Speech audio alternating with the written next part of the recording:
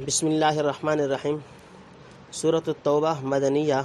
سورۃ توبہ مدینہ میں اتری اور اس میں 129 آیتیں اور 16 رکوع ہیں۔ براءۃ من اللہ ورسولہ الی الذین عاہدتم من المشرکین۔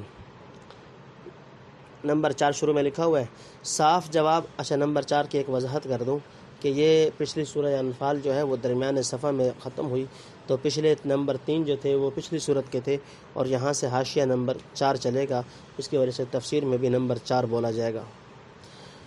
جی شروع کرتے ہیں۔ بسم اللہ الرحمن الرحیم۔ صاف جواب ہے اللہ کی طرف سے اور اس کے رسول کی۔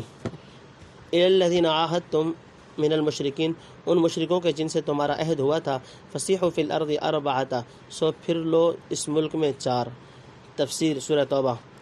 نمبر 4 سورہ توبہ اور سورہ انفال کا تعلق۔ سورہ انفال اوائل ہجرت میں اور یہ سورۃ البراءۃ اواخر ہجرت میں نازل ہوئی۔ حضرت صلی اللہ علیہ وسلم کی عادت یہ تھی کہ جو آیات قرآن نازل ہوتی فرما دیتے کہ ان کو فلاں صورت کے میں فلاں موقع پر رکھو۔ ان آیات کے متعلق جنہیں اب سورہ توبہ یا برات کہا جاتا ہے، آپ نے کوئی تصریح نہیں فرمائی کہ کس صورت میں درج کی جائے، جس سے ظاہر ہوتا ہے کہ مستقل صورت سے کسی دوسری صورت کا جز نہیں، لیکن عام قاعدہ یہ ہے کہ جب نئی صورت نازل ہوتی تو پہلی صورت سے جدا کرنے کے لیے بسم اللہ آتی ہے۔ سورۃ توبہ کے شروع میں بسم اللہ نہ آئی، جو مشر ہے کہ یہ جداگانہ صورت نہیں۔ ان وجوہ پر نظر کر کے مصاحف عثمانیہ میں اس کے شروع میں بسم اللہ نہیں لکھی گئی، لیکن کتابت میں اس کے اور انفال کے درمیان میں فصل کر دیا گیا کہ نہ پوری طرح اس کا استقلال ظاہر ہو، نہ دوسری حرمت کا جز ہونا، نہ دوسری صورت کا جز ہونا۔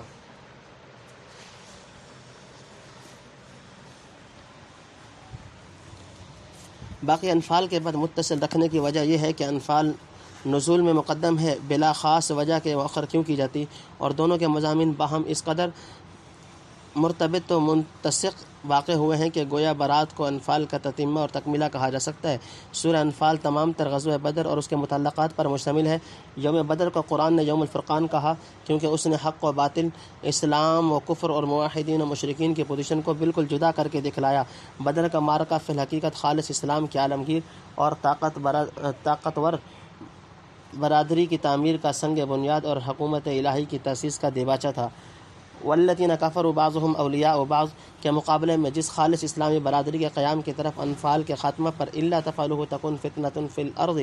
وفساد کبیر کہہ کر توجہ دلائی ہے، اس کا صریح اقتضا ہے کہ اس عالمگیر برادری کا کوئی طاقتور اور زبردست مرکز حصی طور پر بھی دنیا میں قائم ہو، جو ظاہر ہے کہ جزیرۃ العرب کے سوا نہیں ہو سکتا، جس کا صدر مقام مکہ معظمہ ہے۔ انفال کے اخیر میں یہ بھی جتلا دیا گیا کہ جو مسلمان مکہ وغیرہ سے ہجرت کر کے نہیں آئے اور کافروں کے زیر سایہ زندگی بسر کر رہے ہیں، دارالاسلام کے آزاد مسلمانوں پر ان کی ولایت و رفاقت کی کوئی ذمہ داری نہیں۔ ما لکم من ولایۃ من شیء حتی یہاجروا، ہاں حسب استطاعت ان کے لیے دینی مدد بہم پہنچانی چاہیے۔ اس سے نتیجہ نکلتا ہے کہ مرکز اسلام میں موالات و اخوت اسلامی کی کڑیوں کو پوری مضبوطی کے ساتھ جوڑنے کے لیے 2 باتوں میں سے ایک ہونی چاہیے، یا تمام عرب کے مسلمان ترک وطن کر کے مدینہ آ جائیں اور اسلامی برادری میں بے روک ٹوک شامل ہوں، یا آزاد مسلمان مجاہدانہ قربانیوں سے کفر کی قوت کو توڑ کر جزیرۃ العرب کی سطح ایسی ہموار کر دیں کہ کسی مسلمان کو ہجرت کی ضرورت ہی باقی نہ رہے، یعنی تقریباً سارا جزیرۃ العرب خالص اسلامی برادری کا ایسا ٹھوس مرکز اور غیر مخلوط مستقر بن جائے جس کے دامن سے عالمگیر اسلامی برادری کا نہایت محکم اور شاندار مستقبل وابستہ ہو سکے۔ یہ دوسری صورت ہی ایسی تھی جس سے روز روز کے فتنہ و فساد کی بے خونی ہو سکتی تھی، اور مرکز اسلام کفار کے اندرونی فتنوں سے بالکل پاک اور صاف اور آئے دن کی بدعہدیوں اور ستم رانیوں سے پورا مامون و مطمئن ہو کر تمام دنیا کو اپنے عالمگیر برادری میں داخل ہونے کی دعوت دے سکتا تھا۔ اسی اعلیٰ اور پاک مقصد کے لیے مسلمانوں نے 2 ہجری میں پہلا قدم میدان بدر کی طرف اٹھایا تھا، جو آخرکار 8 ہجری میں مکہ معظمہ کی فتح عظیم پر منتہی ہوا، جو فتنے، اشاعت یا حفاظت اسلام کی راہ میں مزاحم ہوتے رہے تھے۔ فتح مکہ نے ان کی جڑوں پر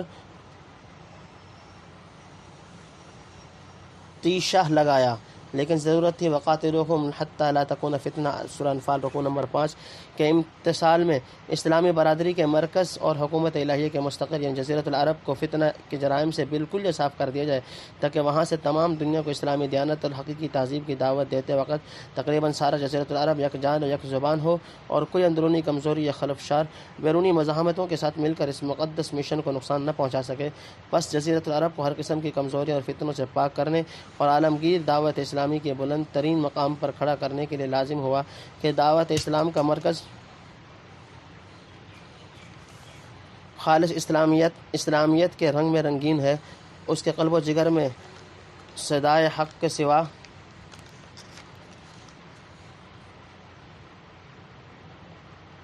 کوئی دوسری آواز نکل کر دنیا کے کانوں میں نہ پہنچے۔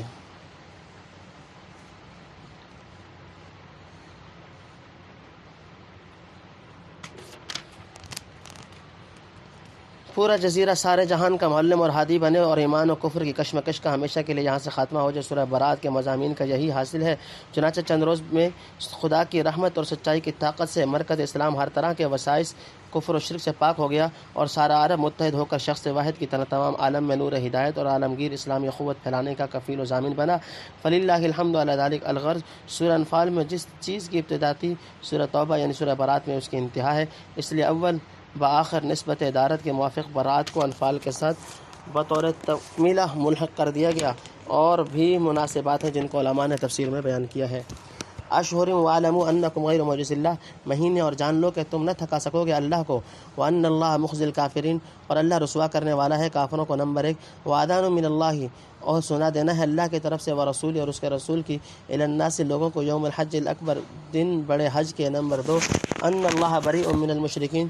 کہ الگ ہے اللہ من المشرکین مشرکوں سے، ورسول اور اس کے رسول۔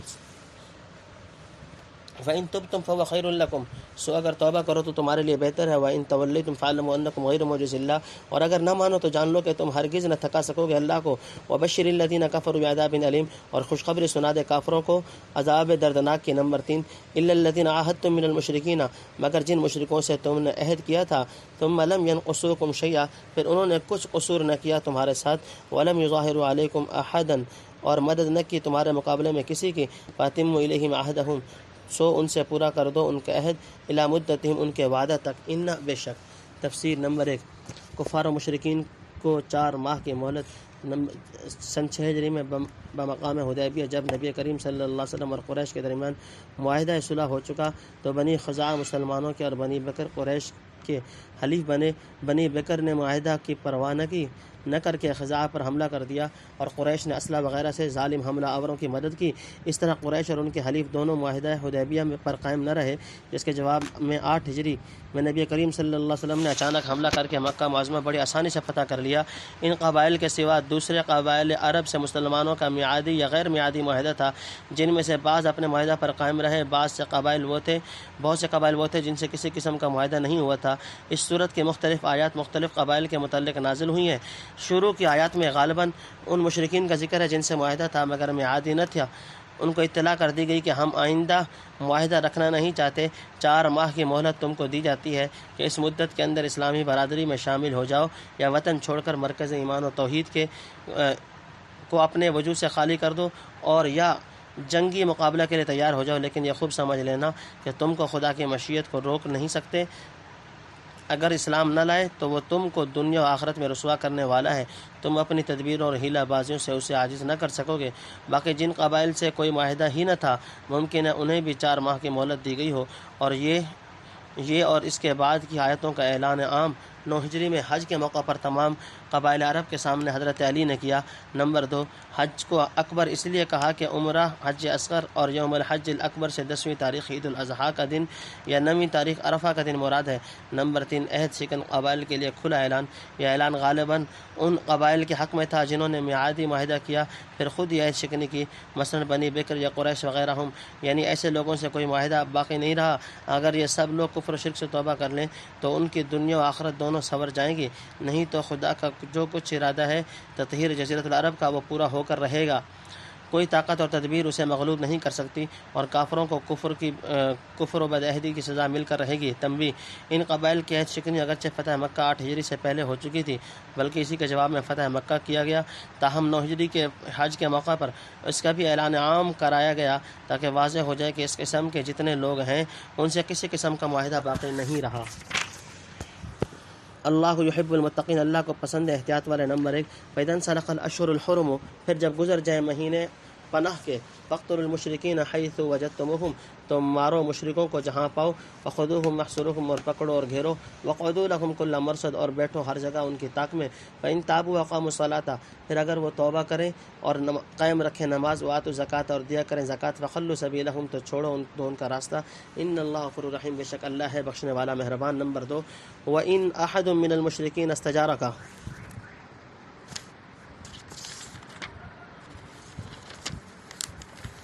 اور اگر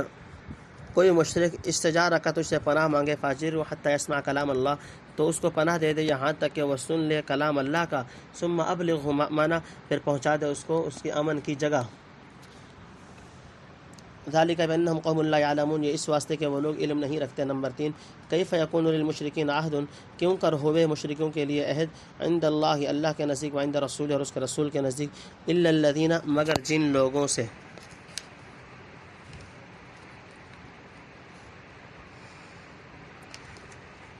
تفسیر نمبر 1، یہ استثناء ان قبائل کے لیے ہے جن کا معاہدہ میعادی تھا، پھر وہ اس پر برابر قائم رہے۔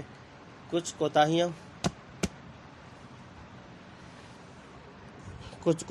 ایفائے عہد میں نہیں کی، نہ بذات خود کوئی کارروائی خلاف عہد کی، نہ دوسرے بد عہدوں کو مدد پہنچائی۔ مثلا بنی زمرہ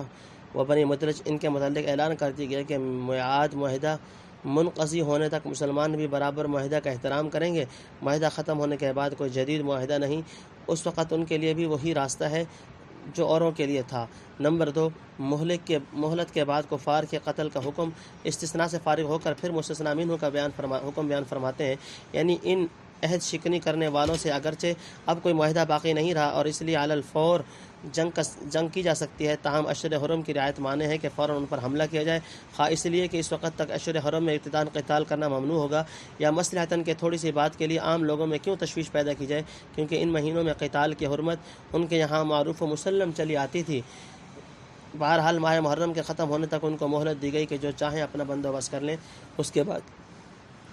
تطہیر جزیرۃ العرب کی خاطر جنگ سے چارہ نہیں، جو کچھ برتاؤ جنگ میں ہوتا ہے، مارنا، پکڑنا، گھیرنا، دو لگانا، گھات میں رہنا، وہ سب ہوگا، البتہ اگر بظاہر کفر سے توبہ کر کے اسلامی برادری میں داخل ہو جائے، جس کی بڑی علامت نماز ادا کرنا اور زکوٰۃ دینا، تو پھر مسلمانوں کو ان سے تعرض کرنے اور ان کا راستہ روکنے کی اجازت نہیں۔ رہا باطن کا معاملہ، وہ خدا کے سپرد ہے، مسلمانوں کا معاملہ اس کے ظاہر کو دیکھ کر ہوگا۔ اس آیت سے معلوم ہو کہ اگر کوئی شخص کلمہ اسلام پڑھ کر نماز ادا کرے یا زکوٰۃ نہ دے تو مسلمانوں کو اس کا راستہ روک سکتے ہیں۔ امام احمد، امام شافعی، امام مالک کے نزدیک اسلامی حکومت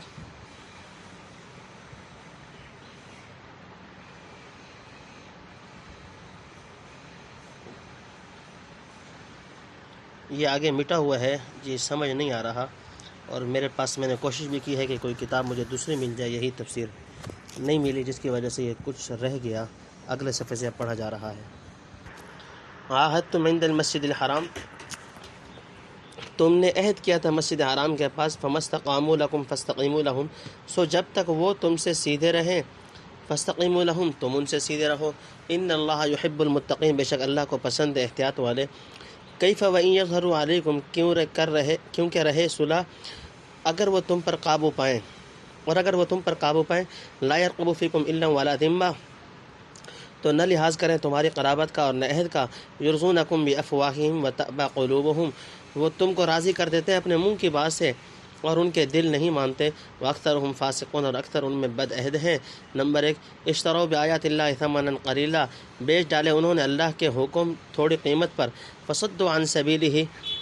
پھر روکا اس کے راستے سے، انہم ساء ما کانوا یعملون، برے کام ہیں جو وہ لوگ کر رہے ہیں۔ نمبر 2، لا یرقبون فی مؤمن الا ولا ذمہ، نہیں لحاظ کرتے کسی مسلمان کے حق میں قرابت کا اور نہ عہد کا، واولئک هم المعتدون، اور وہی ہیں زیادتی پر۔ فإن تابوا واقاموا الصلاۃ، اور اگر توبہ کریں اور قائم رکھیں نماز، وآتوا الزکوٰۃ، اور دیتے رہیں زکوٰۃ۔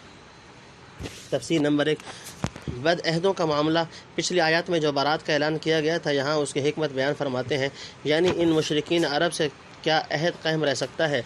اور آئندہ کیا صلح ہو سکتی ہے، جن کا حال تم مسلمانوں کے ساتھ یہ ہے کہ اگر کسی وقت ذرا قابو تم پر حاصل کر لیں تو ستانے اور نقصان پہنچانے میں نہ قرابت کا مطلق لحاظ کریں نہ قول و قرار کا، چونکہ اتفاق سے تم پر غلبہ اور قابو حاصل نہیں، اس لیے محض زبانی عہد و پیمان کر کے تم کو خوش رکھنا چاہتے ہیں، ورنہ ان کے دل ایک منٹ کے لیے بھی اس عہد پر راضی نہیں، ہر وقت عہد شکنی کے موقع تلاش کرتے رہتے ہیں، چونکہ ان میں اکثر لوگ غدار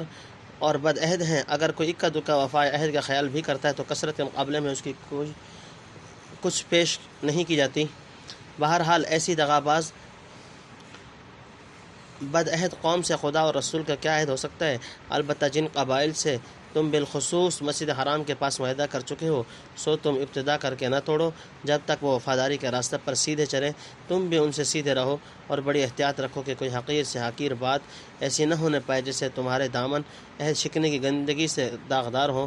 خدا کو وہی لوگ محبوب ہیں جو پوری احتیاط کرتے ہیں، چنانچہ بنو کنانہ وغیرہ نے مسلمانوں سے بد عہدی نہ کی تھی، مسلمانوں نے نہایت دیانت داری اور احتیاط کے ساتھ اپنا عہد پورا کیا۔ اعلان برات کے وقت ان کے معاہدہ کی میعاد منقضی ہونے میں 9 مہینے باقی تھے، ان میں معاہدہ کی کامل پابندی کی گئی۔ نمبر 2، یعنی یہ مشرکین وہ لوگ ہیں جو دنیا کی تھوڑی سی طمع اور اپنی اغراض و اہوا کی خاطر خدا کے احکام و آیات کو رد کر دیا، اس طرح خود بھی خدا کے راستے پر نہ چلے اور دوسروں کو بھی چلنے سے روکا، جو ایسے بدترین اور نالائق کاموں میں پھنسے ہوں اور خدا سے نہ ڈریں، وہ عہد شکنی کے وبال سے کیا ڈریں گے اور اپنے قول و قرار پر کیا قائم رہیں گے۔ نمبر 3، یعنی کچھ تمہارے ہی ساتھ نہیں بلکہ مسلمان نام سے ان کو بیر ہے، کوئی مسلمان ہو، موقع پانے پر اس کو نقصان پہنچانے کے لیے سب تعلقات قرابت اور قول و قرار اٹھا کر رکھ دیتے ہیں، اس بارے میں ان کی ظلم و زیادتی حد سے بڑھی ہوئی ہے۔ فَإِخْوَانُكُمْ فِي الدِّينِ، تو تمہارے بھائی ہیں حکم شریعت میں۔ نمبر 1، وَنُفَصِّلُ الْآيَاتِ لِقَوْمٍ يَعْلَمُونَ، ہم کھول کر بیان کرتے ہیں حکموں کو جاننے والے لوگوں کے واسطے۔ وَإِن نَكَثُوا أَيْمَانَهُم مِّن بَعْدِ عَهْدِهِمْ، اور اگر وہ توڑ دیں اپنی قسمیں عہد کرنے کے بعد، وَطَعَنُوا فِي دِينِكُمْ، اور عیب لگائیں تمہارے دین میں، فَقَاتِلُوا أَئِمَّةَ الْكُفْرِ، تو لڑو کفر کے سرداروں سے۔ انہم لا ایمان لہم لعلکم ینتہون، بے شک ان کی قسمیں کچھ نہیں تاکہ وہ باز آئیں۔ نمبر 2، الا تقاتلون قوما نکثوا ایمانہم، کیا نہیں لڑتے تم ایسے لوگوں سے جو توڑیں اپنی قسمیں، وہموا باخراج الرسول، اور فکر میں رہیں کہ رسول کو نکال دیں، وہم بدؤکم اول مرہ، اور انہوں نے پہلے چھیڑ کی ہے تم سے، اتخشونہم، کیا ان سے ڈرتے ہو، فاللہ حق ان تخشا، سو اللہ کا ڈر چاہیے جس تم کو زیادہ، ان کنتم مؤمنین، اگر تم ایمان رکھتے ہو۔ نمبر 3، قاتلوہم یعذبہم اللہ بایدیکم، لڑو ان سے تاکہ عذاب دے اللہ ان کو تمہارے ہاتھوں، ویخزہم اور رسوا کرے، وینصرکم علیہم، اور تم کو ان پر غالب کرے، ویشفی صدور، اور ٹھنڈے کرے دل۔ تفسیر۔ نمبر 1، کفار اگر توبہ کر لیں تو تمہارے بھائی ہیں، یعنی اب بھی اگر کفر سے توبہ کر کے احکام دینیہ، نماز، زکوٰۃ وغیرہ پر عمل پیرا ہوں تو نہ صرف یہ کہ آئندہ کے لیے محفوظ و مامون ہو جائیں گے بلکہ اسلامی برادری میں شامل ہو کر ان حقوق کے مستحق ہوں گے جن کے دوسرے مسلمان مستحق ہیں۔ جو کچھ بد عہدیاں اور شرارتیں پہلے کر چکے ہیں سب معاف کر دی جائیں گی۔ حضرت شاہ صاحب لکھتے ہیں کہ یہ جو فرمایا کہ بھائی ہیں حکم شریعت میں، اس سے سمجھ لیں کہ جو شخص قرائن سے معلوم ہو کہ ظاہر میں مسلمان ہے اور دل سے یقین نہیں رکھتا، اس کو حکم ظاہری میں مسلمان گنے مگر معتمد اور دوست نہ بنائے۔ نمبر 2، بد عہد کفار سے قتال، یعنی اگر عہد و پیمان توڑ ڈالا، جیسے بنی بکر نے خلاف عہد خزاعہ پر حملہ کر دیا اور قریش نے حملہ آوروں کی مدد کی اور کفر سے باز نہ آئے بلکہ دین حق کے متعلق طعنہ زنی اور گستاخانہ عیب جوئی کرتے رہے، تو سمجھ لو کہ اس طرح کے لوگ ائمۃ الکفر، کفر کے سردار اور امام ہیں، کیونکہ ان کی حرکات دیکھ کر اور باتیں سن کر بہت سے کجرو اور بے وقوف پیچھے ہو لیتے ہیں۔ ایسے سرغنوں سے پورا مقابلہ کرو، کیونکہ ان کا کوئی قول، قسم اور عہد و پیمان باقی نہیں رہا۔ ممکن ہے تمہارے ہاتھوں سے کچھ سزا پا کر اپنی شرارت اور سرکشی سے باز آ جائیں۔ نمبر 3، قریش نے قسمیں اور معاہدے توڑ دیے تھے، کیونکہ خلاف عہد خزاعہ کے مقابلہ میں بنو بکر کی مدد کی اور ہجرت سے پہلے پیغمبر علیہ الصلوۃ والسلام کو وطن مقدس مکہ معظمہ سے نکالنے کی تجاویز سوچیں اور وہی نکالنے کا سبب بنے۔ اذ اخرجہ الذین کفروا ثانی اثنین، الآیہ، مکہ میں بے قصور مسلمانوں پر بیٹھے بٹھایا مظالم کی ابتدا کی۔ جب ابو سفیان کا تجارتی قافلہ بچ نکلا تو ازراہ نخوت اور رعونت بدر کے میدان میں مسلمانوں سے جنگ کی چھیڑ کرنے کے لیے گئے اور صلح حدیبیہ کے بعد بھی اپنی جانب سے عہد شکنی کی ابتدا کی کہ مسلمانوں کے حلیف خزاعہ کے مقابلہ پر بنو بکر کی پیٹھ ٹھونکتے رہے اور اسلحہ وغیرہ سے ان کی امداد کرتے رہے۔ آخر کار مسلمان ان سے لڑے اور مکہ معظمہ کو مشرکین کے قبضہ سے پاک کیا۔ الا تقاتلون قوما الی آخر سے غرض یہ معلوم ہوتی ہے کہ جو کوئی قوم اس طرح کے احوال رکھتی ہے اس سے جنگ کرنے میں مسلمانوں کو کسی وقت کچھ تعمل نہیں ہونا چاہیے۔ اگر ان کی طاقت و جمعیت اور ساز و سامان کا خوف ہو تو مومنین کو سب سے بڑھ کر خدا کا خوف ہونا چاہیے۔ خدا کا ڈر جب دل میں آ جائے پھر سب ڈر نکل جاتے ہیں۔ ایمان کا تقاضا یہ ہے کہ بندہ خدا کی نافرمانی سے ڈرے اور اس کے قہر و غضب سے لرزاں و ترساں رہے، کیونکہ نفع و ضرر سب اسی کے ہاتھ میں ہے۔ کوئی مخلوق ادنا سے ادنا نفع و ضرر پہنچانے پر بدون اس کی مشیت کے قادر نہیں۔ قوم مؤمنین مسلمان لوگوں کے وَيُذْهِبْ غَيْظَ قُلُوبِهِمْ اور نکالے ان کے دل کے جلن، وَيَتُوبُ اللَّهُ عَلَىٰ مَن يَشَاءُ اور اللہ توبہ نصیب کرے گا جس کو چاہے گا۔ نمبر 1 واللہ علیم حکیم اور اللہ سب کچھ جاننے والا ہے، حکمت والا ہے۔ نمبر 2 ام حسبتم ان تترکوا کیا تم یہ گمان کرتے ہو کہ چھوٹ جاؤ گے؟ وَلَمَّا يَعْلَمِ اللَّهُ الَّذِينَ جَاهَدُوا مِنكُمْ اور حالانکہ ابھی معلوم نہیں کیا اللہ نے تم میں سے ان لوگوں کو جنہوں نے جہاد کیا ہے۔ وَلَمْ يَتَّخِذُوا مِن دُونِ اللَّهِ وَلَا رَسُولِهِ اور نہیں پکڑا انہوں نے سوا اللہ کے اور اس کے رسول کے، وَلَا الْمُؤْمِنِينَ وَلِيجًا اور مسلمانوں کے کسی کو بھیدی، وَاللَّهُ خَبِيرٌ بِمَا تَعْمَلُونَ اور اللہ کو خبر ہے جو تم کر رہے ہو۔ نمبر 3 مَا كَانَ لِلْمُشْرِكِينَ أَن يَعْمُرُوا مَسَاجِدَ اللَّهِ مشرکوں کا کام نہیں کہ آباد کریں اللہ کی مسجدیں، شاہدین علی انفسہم اور تسلیم کر رہے ہوں اپنے اوپر بالکفر کفر کو، اولئک حبطت اعمالهم وہ لوگ خراب گئے ان کے عمل، وفی النار ہم خالدون اور آگ میں رہیں گے وہ ہمیشہ۔ انما یعمر مساجد اللہ من آمن وہی آباد کرتا ہے مسجد اللہ کی جو یقین لایا۔ تفسیر نمبر 1 مشروعیت جہاد کی حکمت اس آیت میں مشروعیت جہاد کی اصل حکمت پر متنبع فرمایا ہے۔ قرآن کریم میں اقوام ماضیہ کے جو قصے بیان فرمائے ہیں ان سے ظاہر ہوتا ہے کہ جب کوئی قوم کفر و شرارت اور انبیاء علیہ السلام کی تکذیب و عداوت میں حد سے بڑھ جاتی تھی تو قدرت کی طرف سے کوئی تباہ کن آسمانی عذاب ان پر نازل کیا جاتا تھا جس سے ان کے سارے مظالم اور کفریات کا دفعتاً خاتمہ ہو جاتا تھا۔ فَكُلًّا أَخَذْنَا بِذَنبِهِ فَمِنْهُم مَّنْ أَرْسَلْنَا عَلَيْهِ حَاصِبًا وَمِنْهُم مَّنْ أَخَذَتْهُ الصَّيْحَةُ وَمِنْهُم مَّنْ خَسَفْنَا بِهِ الْأَرْضَ وَمِنْهُم مَّنْ أَغْرَقْنَا وَمَا كَانَ اللَّهُ لِيَظْلِمَهُمْ وَلَٰكِن كَانُوا أَنفُسَهُمْ يَظْلِمُونَ سورہ عنکبوت رکوع نمبر 4۔ کوئی شبہ نہیں کہ عذاب کی اقسام بہت سخت، مہلک اور آئندہ نسلوں کے لیے عبرتناک تھیں، لیکن ان صورتوں میں معذبین کو دنیا میں رہ کر اپنی ذلت اور رسوائی کا نظارہ نہیں کرنا پڑتا تھا اور نہ آئندہ کے لیے توبہ اور رجوع کا کوئی امکان باقی رہتا تھا۔ مشروعیت جہاد کی اصلی غرض و غایت یہ ہے کہ مکذبین و متعنتین کو حق تعالیٰ بجائے بلا واسطہ عذاب دینے کے اپنے مخلص وفادار بندوں کے ہاتھ سے سزا دلوائے۔ سزا دہی کی اس صورت میں مجرمین کی رسوائی اور مخلصین کی قدر افزائی زیادہ ہے۔ وفادار بندوں کا نصرت و غلبہ علانیہ ظاہر ہوتا ہے، ان کے دل یہ دیکھ کر ٹھنڈے ہوتے ہیں کہ جو لوگ کل تک انہیں حقیر و ناتواں سمجھ کر ظلم و ستم اور استہزاء و تمسخر کا تختہ مشق بنائے ہوئے تھے، آج خدا کی تائید و رحمت سے انہی کے رحم و کرم یا عدل و انصاف پر چھوڑ دیے گئے ہیں۔ کفر و باطل کی شوکت و نمائش کو دیکھ کر جو اہل حق گھٹتے رہتے تھے یا جو ضعیف و مظلوم مسلمان کفار کے مظالم کا انتقام نہ لے سکنے کی وجہ سے دل ہی دل میں غیظ کھا کر چپ ہو رہتے تھے، جہاد فی سبیل اللہ کے ذریعے ان کے قلوب تسکین پاتے تھے۔ اور آخری بات یہ ہے کہ خود مجرمین کے حق میں بھی سزا دہی کا طریقہ نسبتاً زیادہ نافع ہے، کیونکہ سزا پانے کے بعد بھی رجوع و توبہ کا دروازہ کھلا ہوا ہے۔ بہت ممکن ہے کہ حالات سے عبرت حاصل کر کے بہت سے مجرموں کو توبہ نصیب ہو جائے۔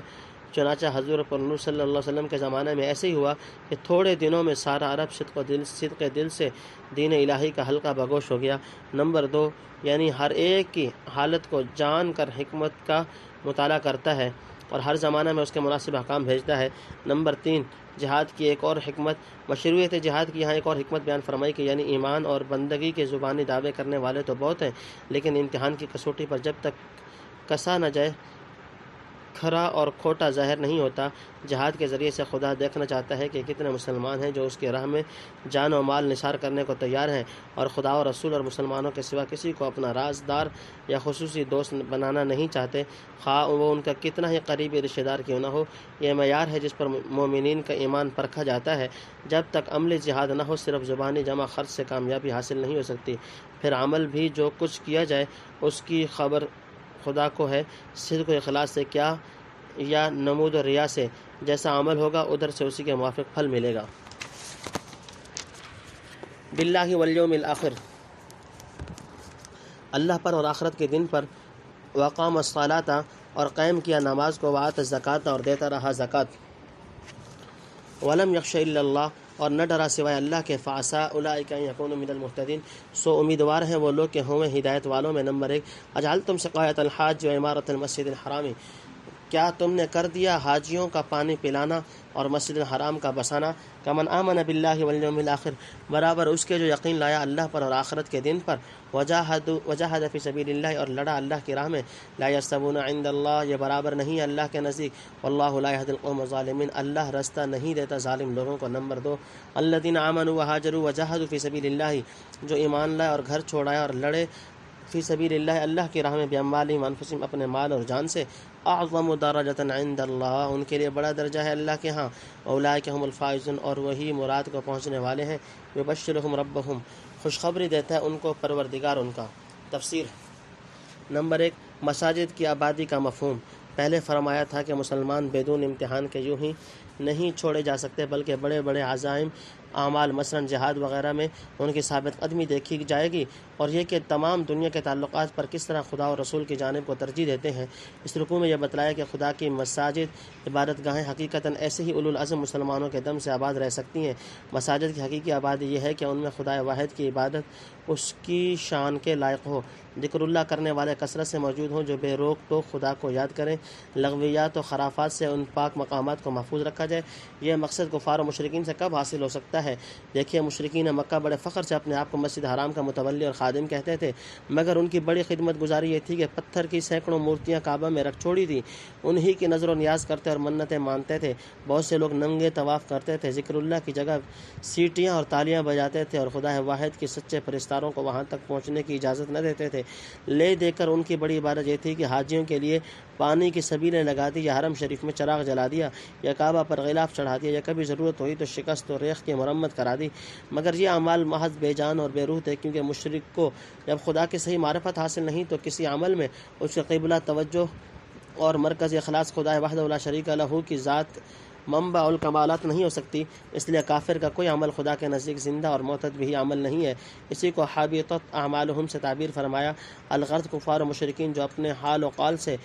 اپنے کفر و شرک پر ہر وقت شہادت دیتے رہتے ہیں، اس لائق نہیں کہ ان سے مساجد اللہ خصوصاً مسجد حرام کی حقیقی تعمیر آبادی ہو سکے۔ یہ کام صرف ان لوگوں کا ہے جو دل سے خدائے واحد اور آخری دن پر ایمان لا چکے ہیں، جو جوارح سے نمازوں کی اقامت میں مشغول رہتے ہیں، اموال میں سے باقاعدہ زکوٰۃ ادا کرتے ہیں، اور خدا کے سوا کسی سے نہیں ڈرتے، اس لیے مساجد کی صیانت و تطہیر کی خاطر جہاد کے لیے تیار رہتے ہیں۔ ایسے مومنین جو دل و زبان، ہاتھ پاؤں، مال و دولت، ہر چیز سے خدا کے مطیع و فرما بردار ہیں، ان کا فرض منصبی ہے کہ مساجد کو آباد رکھیں، اور تعمیر مساجد کے جھوٹے دعوے رکھنے والے مشرکین کو خواہ اہل قرابت ہی کیوں نہ ہو وہاں سے نکال بہر کریں، کیونکہ ان کے وجود سے مساجد اللہ کی آبادی نہیں بربادی ہے۔ نمبر 2، سب سے افضل عمل ایمان باللہ اور جہاد ہے۔ مشرکین مکہ کو اس پر بڑا فخر و ناز تھا کہ ہم حاجیوں کی خدمت کرتے اور انہیں پانی پلاتے، کھانا کپڑا دیتے، اور مسجد حرام کی مرمت یا کسوہ کعبہ یا تیل بتی وغیرہ کے انتظام کرتے ہیں۔ اگر مسلمان اپنے جہاد وغیرہ پر نازاں رہیں تو ہمارے پاس عبادات کا یہ ذخیرہ موجود ہے۔ ایک زمانہ میں حضرت عباس رضی اللہ تعالیٰ عنہ نے بھی حضرت علی رضی اللہ تعالیٰ عنہ کے مقابلے میں اسی طرح کی بات کی تھی، بلکہ صحیح مسلم میں یہ ہے کہ ایک دفعہ چند مسلمان آپس میں جھگڑ رہے تھے۔ کوئی کہتا تھا میرے نزدیک اسلام لانے کے بعد حاجیوں کو پانی پلانے سے زیادہ کوئی عبادت نہیں۔ دوسرے نے کہا میرے خیال میں اسلام کے بعد بہترین عمل مسجد حرام کی خدمت ہے، مثلا جھاڑو دینا یا روشنی وغیرہ کرنا۔ تیسرا بولا جہاد فی سبیل اللہ تمام عبادات و اعمال سے افضل و اشرف ہے۔ حضرت عمر نے ان کو ڈانٹا اور کہ تم جمعہ کے وقت منبر رسول کے پاس بیٹھ کر اس طرح بحثیں کر رہے ہو، ذرا صبر کرو، جب حضور صلی اللہ علیہ وسلم جمعہ سے فارغ ہو جائیں گے آپ سے یہ چیز دریافت کر لی جائے گی۔ چنانچہ جمعہ کے بعد حضور صلی اللہ علیہ وسلم سے سوال کیا تو یہ آیات نازل ہوئی، اجعلتم سقایۃ الحاج و عمارۃ المسجد الحرام، یعنی حاجیوں کو پانی پلانا اور مسجد حرام کا ظاہری طور پر بسانا ایمان باللہ اور جہاد فی سبیل اللہ میں سے کسی ایک کے برابر بھی نہیں ہو سکتا۔ افضل ہونا تو کجا، یہاں جہاد کے ساتھ ایمان باللہ کا ذکر یا تو اس لیے کیا کہ مشرکین کے فخر و غرور کا جواب بھی ہو جائے کہ تمام عبادات کی روح ایمان باللہ ہے، اس روح کے بدون پانی پلانا یا مسجد حرام کی خدمت کرنا محض مردہ عمل ہے، تو یہ بے جان اور مردہ عمل ایک زندہ جاوید عمل کے برابر کیسے ہو سکتا ہے، کیسے کر سکتا ہے؟ وما یستوی الاحیاء ولا الاموات، سورہ فاتر رکوع نمبر 3۔ اور اگر صرف مومنین کے اعمال کا باہمی موازنہ کرنا ہے تو ایمان باللہ کا ذکر جہاد فی سبیل اللہ کی تمہید کے طور پر ہوگا، اصل مقصود جہاد وغیرہ عزائم اعمال کی افضلیت کو بیان فرمانا ہے۔ ایمان کے ذکر سے تنبیہ فرما دی کہ جہاد فی سبیل اللہ ہو یا کوئی عمل ایمان کے بغیر ہیچ اور لاشع محض ہے۔ ان عزائم اعمال جہاد و ہجرت وغیرہ کا تقوم بھی ایمان باللہ سے ہوتا ہے، اور اس نقطہ کو وہ لوگ سمجھتے ہیں جو فہم سلیم رکھتے ہیں۔ ظالمین بے موقع کام کرنے والوں کی ان حقائق تک رسائی نہیں ہوتی۔ برحمت منہ ورضوان وجنات لہم فیہا نعیم مقیم، اپنی طرف سے مہربانی اور رضامندی اور باغوں کی کہ جن میں ان کو آرام ہے، خالدین فیہا ابدا، ہمیشہ کار رہیں ان میں مدام، ہمیشہ کا رہا کریں ان میں مدام۔ ان اللہ عنده اجر عظیم، بے شک اللہ کے پاس بڑا ثواب ہے۔ نمبر 1، یا ایھا الذین آمنوا، اے ایمان والو، لا تتخذوا آباءکم، مت پکڑو اپنے باپوں کو، و اخوانکم، اور بھائیوں کو، اولیاء رفیق، ان استحبوا الکفر، اگر وہ عزیز رکھیں کفر کو، علی الایمان، ایمان سے، ومن یتولہم منکم، اور جو تم میں ان کی رفاقت کرے، فاولئک ھم الظالمون، سو وہی لوگ ہیں گناہ گار۔ نمبر 2، قل ان کان آباؤکم وابناؤکم، تو کہہ دے کہ اگر تمہارے باپ اور بیٹے، و اخوانکم، اور بھائی، و ازواجکم، اور عورتیں، و عشیرتکم، اور برادری، و اموال اقترفتموها، اور مال جو تم نے کمائے ہیں، و تجارت تخشون کسادها، اور سوداگری جس کے بند ہونے سے تم ڈرتے ہو، و مساکن ترضونها احب الیکم، اور حویلیاں جن کو تم پسند کرتے ہو، احب الیکم، تم کو زیادہ پیاری ہیں، من اللہ، اللہ سے، اور تفسیر۔ نمبر 1، ایمان، جہاد اور ہجرت کے انعامات، یعنی اس کے یہاں ثواب اور درجات کی کیا کمی ہے، جس کو جتنا چاہے مرحمت فرمائے۔ پہلی آیت میں 3 چیزوں کا ذکر تھا، ایمان، جہاد، ہجرت، ان 3 پر بشارت بھی 3 چیزوں کی تھی، رحمت، رضوان، خلود فی الجنہ۔ ابو حیان نے لکھا ہے کہ رحمت ایمان پر مرتب ہے، ایمان نہ ہو تو آخرت میں خدا کی رحمت و مہربانی سے کوئی حصہ نہیں مل سکتا، اور رضوان جو بہت ہی اعلیٰ مقام ہے، جہاد فی سبیل اللہ کا صلہ ہے۔ مجاہد فی سبیل اللہ تمام نفسانی حظوظ و تعلقات ترک کر کے خدا کے راستے میں جان و مال نثار کرتا، اور خدا کی خوشنودی حاصل کرنے کے لیے انتہائی قربانی پیش کرتا ہے، لہذا اس کا صلہ بھی انتہائی ہونا چاہیے، اور وہ حق تعالیٰ کی شانہ کی رضا کا مقام ہے۔ باقی ہجرت و خدا کے لیے وطن مالوف اور گھر بار چھوڑنے کا نام ہے، اس لیے مہاجر کو خوشخبری دی گئی کہ تیرے وطن سے بہتر وطن اور تیرے گھر سے بہتر گھر تجھ کو ملے گا، جس میں ہمیشہ اعلیٰ درجے کی آسائش اور راحت سے رہنا ہوگا، جس سے ہجرت کرنے کی کبھی نوبت نہ آئے گی۔ نمبر 2، پچھلی آیات میں بتلایا تھا کہ جہاد و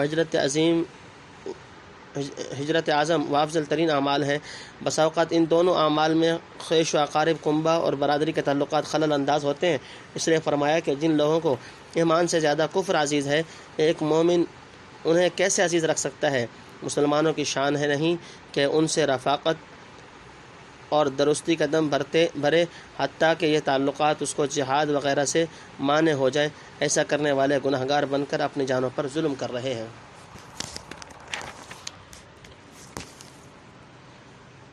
رسول ہی، اس کے رسول سے، وجہاد فی سبیلہ، اور لڑنے میں اس کے راہ میں، فتربصوا حتی یأتی اللہ بامرہ، تو انتظار کرو یہاں تک کہ بھیجے اللہ اپنا حکم، واللہ لا یہدی القوم الفاسقین، اور اللہ راستہ نہیں دیتا نافرمان لوگوں کو۔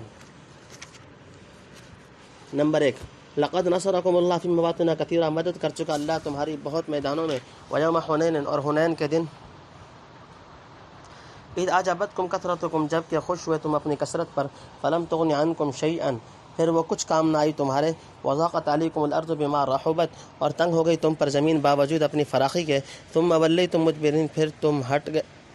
ہٹ گئے تم پیٹھ دے کر، ثم انزل اللہ سکینتہ علی رسولہ، پھر اتاری اللہ نے اپنی طرف سے تسکین اپنے رسول پر، وعلی المؤمنین، اور ایمان والوں پر، وانزل جنودا لم تروها، اور اتاری فوجیں کہ جن کو تم نے نہیں دیکھا، وعذب الذین کفروا، اور عذاب دیا کافروں کو، وذلک جزاء الکافرین، اور یہی سزا ہے منکروں کی۔ نمبر 2، ثم یتوب اللہ من بعد ذلک، پھر توبہ نصیب کرے گا اللہ اس کے بعد۔ تفسیر۔ نمبر 1، جہاد کی اہمیت و ضرورت، یعنی اگر خدا اور رسول کے احکام کا امتثال اور ہجرت یا جہاد کرنے سے یہ خیال مانے ہو کہ کنبہ برادری چھوٹ جائے گی، اموال تلف ہوں گے، تجارت مندی پڑ جائے گی یا بند ہو جائے گی، آرام کے مکانوں سے نکل کر بے آرام ہونا پڑے گا، تو پھر خدا کی طرف سے حکم سزا کا انتظار کرو، جو اس تن آسانی اور دنیا طلبی پر آنے والا ہے۔ جو لوگ مشرکین کی موالات یا دنیاوی خواہشات میں پھنس کر احکام الہیہ کی تعمیل نہ کریں، ان کو حقیقی کامیابی کا راستہ نہیں مل سکتا۔ حدیث میں ہے کہ جب تم بیلوں کی دم پکڑ کر کھیتی باڑی میں پر راضی ہو جاؤ گے اور جہاد چھوڑ بیٹھو گے تو خدا تم پر ایسی ذلت مسلط کر دے گا جس سے کبھی نہ نکل سکو گے، یہاں تک کہ پھر اپنے دین فی سبیل اللہ کی طرف واپس لوٹ لاؤ۔ نمبر 2، غزوہ حنین میں مسلمانوں کی مدد۔ پچھلی آیت میں تنبیہ کی گئی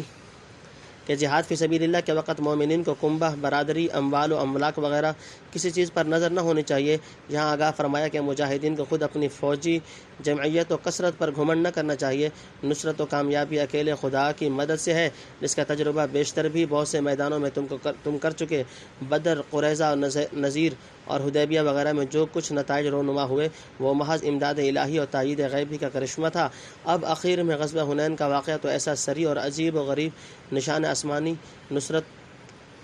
تو امداد کا ہے کہ جس کا اقرار سخت معاند دشمنوں تک کو کرنا پڑا ہے۔ فتح مکہ کے بعد فوراً آپ کو اطلاع ملی کہ حوازن و ثقیف وغیرہ بہت سے قبائل عرب نے ایک لشکر جرار تیار کر کے بڑے ساز و سامان سے مسلمانوں پر حملہ کرنے کا ارادہ کیا ہے۔ یہ خبر پاتے ہی آپ نے 10,000 مہاجرین و انصار کی فوج گرا لے کر جو مکہ فتح کرنے کے لیے مدینہ سے ہمراہ آئی تھی، طائف کی طرف کوچ کر دیا۔ 2,000 طلقاء بھی جو فتح مکہ کے وقت مسلمان ہوئے تھے آپ کے ہمراہ ہوئے۔ یہ پہلا موقع تھا کہ 12,000 کی عظیم الشان جمعیت کیل کانٹے سے لیس ہو کر مدینہ میں نکلی۔ یہ منظر دیکھ کر بعض صحابہ سے نہ رہا گیا اور بے سخت بول اٹھے کہ جب ہم بہت تھوڑے تھے اس وقت ہمیشہ غالب رہے، تو آج ہماری اتنی بڑی تعداد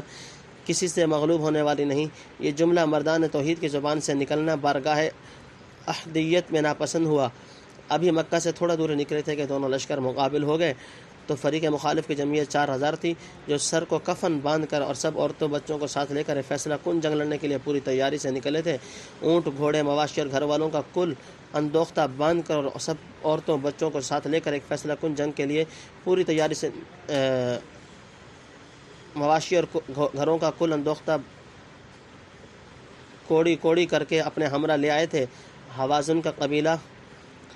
تیر اندازی کے فن میں سارے عرب میں شہرت رکھتا تھا۔ اس کے بڑے ماہر تیر اندازوں کا دستہ وادی حنین کی پہاڑیوں پر گھات لگائے بیٹھا تھا۔ صحیحین میں برہ ابن عازب رضی اللہ عنہ کی روایت ہے کہ پہلے مارکہ میں کفار کو ہزیمت ہوئی، وہ بہت سا مال چھوڑ کر پسپا ہو گئے۔ یہ دیکھ کر مسلمان سپاہی غنیمت کی طرف جھک پڑے۔ اس وقت حوازن کے تیر اندازوں نے گھات سے نکل کر ایک دم دھاوا بول دیا۔ آن واحد میں چاروں طرف سے اس قدر تیر برسائے کہ مسلمانوں کو قدم جمانا مشکل ہو گیا۔ اول طلقاء میں بھاگڑ پڑی، آخر سب کے پاؤں اکھڑ گئے۔ زمین باوجود فراخی کے تنگ ہو گئی کہ کہیں پناہ کی جگہ نہ ملتی۔ حضور صلی اللہ علیہ وسلم پرنور مع اپنے چند رفقا کے دشمنوں کے نرغہ میں تھے۔ ابو بکر، عمر، عباس، علی، عبداللہ بن مسعود وغیرہ تقریباً 100 یا 80 صحابہ، بلکہ بعض اہل سیر کی تصریح کے موافق کل 10 نفوس قدسیہ 10 کاملہ میدان جنگ میں باقی رہ گئے، جو پہاڑ سے زیادہ مستقیم نظر آتے تھے۔ یہ خاص موقع تھا جب دنیا نے پیغمبرانہ صداقت و توکل اور موجانہ شجاعت کا ایک محیر العقول نظارہ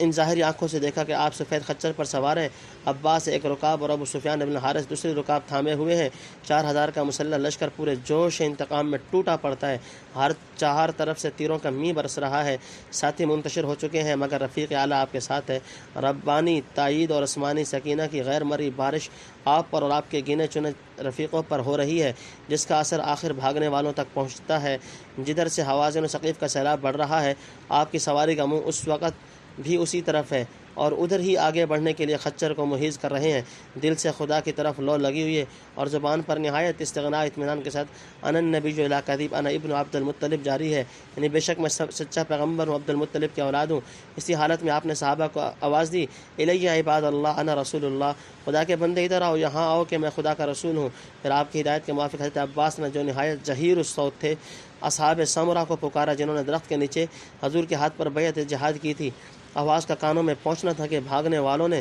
سواریوں کا رخ میدان جنگ کی طرف پھیر دیا۔ جس کے اونٹ نے رخ بدلنے میں دیر کی، وہ گلے میں زیرہ ڈال کر اونٹ سے کود پڑا اور سواری چھوڑ کر حضور کی طرف لوٹا۔ اسی اثنا میں حضور صلی اللہ علیہ وسلم نے تھوڑی سی مٹی اور کنکریاں اٹھا کر لشکر کفار پر پھینکی، جو خدا کی قدرت سے ہر کافر کے چہرے اور آنکھ پر پڑی۔ ادھر حق تعالیٰ نے آسمان سے فرشتوں کی فوجیں بھیج دی، جن کا نزول غیر مرئی طور پر مسلمانوں کی تقویت و ہمت افزائی اور کفار کی مرعوبیت کا سبب ہوا۔ پھر کیا تھا؟ کفار کنکریوں کے اثر سے آنکھیں ملتے رہے، جو مسلمان قریب تھے انہوں نے پلٹ کر حملہ کر دیا، آنن فانن میں مطلع صاف ہو گیا۔ بہت سے بھاگے ہوئے مسلمان لوٹ کر حضور صلی اللہ علیہ وسلم کی خدمت میں پہنچے تو دیکھا لڑائی ختم ہو چکی ہے، ہزاروں قیدی آپ کے سامنے بندے کھڑے ہیں اور مال غنیمت کے ڈھیر لگے ہوئے ہیں۔ فسبحان من بیدہ ملکوت کل شیء، اسی طرح کافروں کو دنیا میں سزا دی گئی۔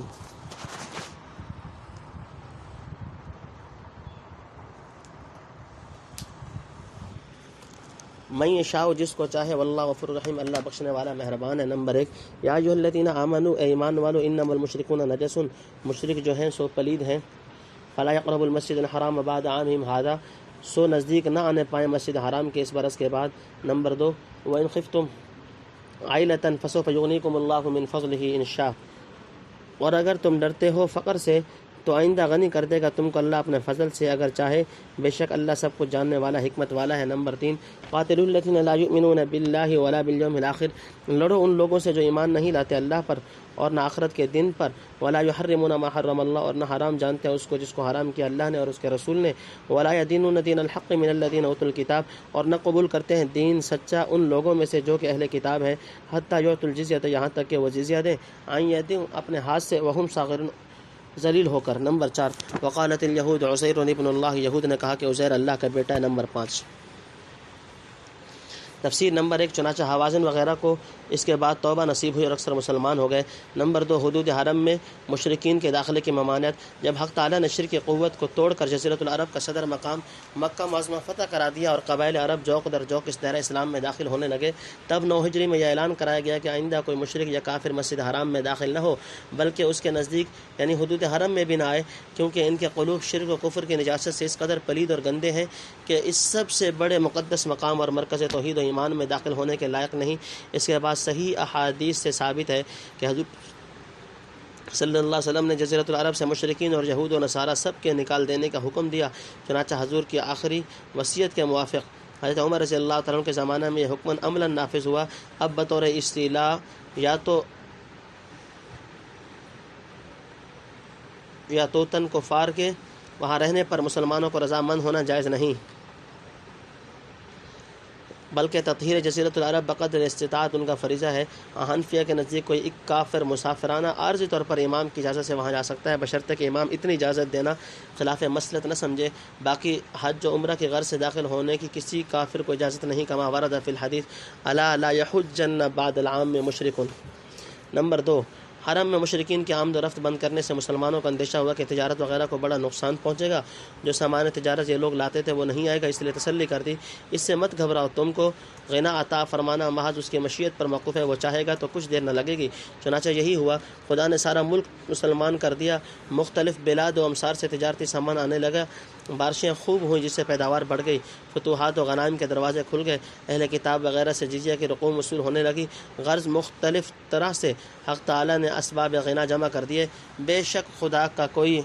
حکم حکمت سے خالی نہیں۔ نمبر 4، اہل کتاب پر جزیہ کا حکم، جب مشرکین کا قصہ پاک ہو گیا اور ملک کی سطح ذرا ہموار ہوئی تو حکم ہوا کہ اہل کتاب یہود و نصارہ کی قوت و شوکت توڑو۔ مشرکین کے وجود سے تو بالکل عرب کو پاک صاف کر دینا مقصود تھا، لیکن یہود و نصارہ کے متعلق اس وقت صرف اس قدر مطمع نظر تھا کہ وہ اسلام کے مقابلہ میں زور نہ پکڑیں اور اس کی اشاعت و ترقی کے راستے میں حائل نہ ہوں، اس لیے اجازت دی گئی، اگر یہ لوگ ماتحت رعیت بن کر جزیہ دینا منظور کریں تو کچھ مذاکرہ نہیں، قبول کر لو، پھر حکومت اسلامیہ ان کے جان و مال کے محافظ ہوگی، ورنہ ان کا علاج بھی وہی ہے جو مشرکین کا تھا، یعنی مجاہدانہ قتال، کیونکہ یہ بھی اللہ اور یوم آخرت پر جیسا چاہیے ایمان نہیں رکھتے، نہ خدا اور رسول کے احکام کی کچھ پرواہ کرتے ہیں۔ رسول اللہ صلی اللہ علیہ وسلم کی تو کجا اپنے تسلیم کردہ نبی حضرت مسیح علیہ السلام کی سچی پیروی نہیں کرتے، محض اہواء و آراء کا اتباع کرتے ہیں، جو سچا دین پہلے سے آیا، یعنی حضرت مسیح علیہ السلام وغیرہ کے زمانے میں، اور جو اب نبی آخر الزمان صلی اللہ علیہ وسلم لے کر آئے، کسی کے قائل نہیں، بلکہ جیسا کہ ان قریب آتا ہے اس کوشش میں لگے رہتے ہیں کہ خدا کا روشن کیا ہوا چراغ اپنی پھونکوں سے گل کر دیں۔ ایسے بد باطن نالائقوں کو اگر یوں ہی چھوڑ دیا جائے تو ملک میں فتنہ و فساد اور کفر و تمرد کے شعلے برابر بھڑکتے رہیں گے۔ نمبر 5، حضرت عزیر علیہ السلام کی ابنیت کا دعویٰ۔ روایات سے معلوم ہوتا ہے کہ اس وقت بعض یہود کا یہ عقیدہ تھا کہ حضرت عزیر خدا کے بیٹے ہیں، لیکن یہ عقیدہ عام یہود کا نہ تھا اور نہ زمانہ ما بعد میں، تو بعض علماء نے لکھا ہے کہ اب کوئی یہودی اس عقیدہ کا باقی نہیں رہا۔ اگر عہد نبی صلی اللہ علیہ وسلم میں یہود کا کوئی فرقہ اس کا قائل نہ ہوتا تو ضرور تھا کہ اس وقت یہود قرآن کی حکایت کی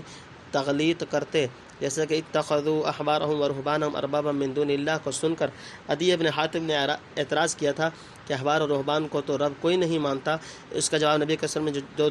دیا جو آگے آتا ہے، پس ابنیت عزیز کی عقیدہ کو ان کی طرف نسبت کرنا اور ان کا اعتراض و انکار کہیں منقول نہ ہونا اس کی دلیل ہے کہ ضرور اس وقت اس خیال کے لوگ موجود تھے۔ ہاں جیسے مرور دہور سے بہت سے مذاہب اور فرقے مٹا گئے، وہ بھی نابود ہو گیا ہو تو کچھ مستبد نہیں۔ باقی ہم سے ایک نہایت ثقہ بزرگ حاجی امیر شاہ خان مرحوم نے بیان کیا ہے کہ سیاحت فلسطین وغیرہ کے دوران میں مجھے بعض یہود اس خیال کے ملے کہ جن کو اسی عقیدہ کی نسبت سے عزیزی کہا جاتا ہے۔ واللہ اعلم۔ یہ پارٹ اپنے اختتام کو پہنچا۔